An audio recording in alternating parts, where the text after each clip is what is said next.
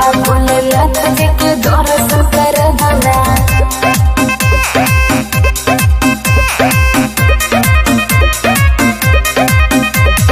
पहिला सोमारी तू त भूखल बारू जान हो, हमके बता दा काका बनल बा पलान हो। तोहरे चक्कर में रहिले परेशान हो, भगवती में झुमा तारू सजिया बिहान हो। कांवर किन के ला दना, देव घर घुमा दना।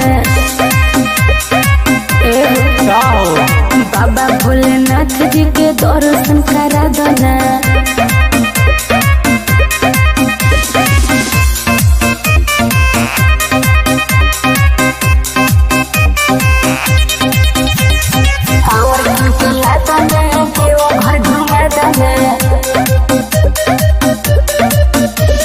बाबा भोलेनाथ जी के दर्शन करा दना।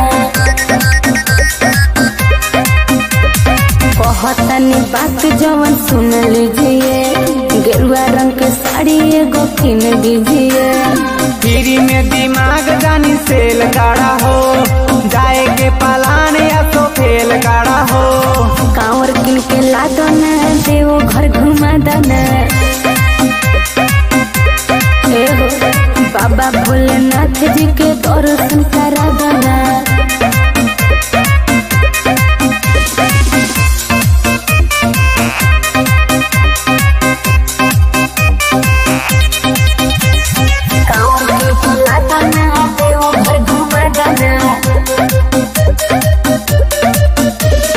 बाबा भोलेनाथ जी के दर्शन करा दना।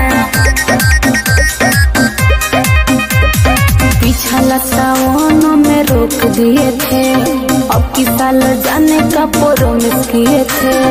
पंकज नवल परेशान बाटे हो, भूलनी न जान हो दियान बाटे हो।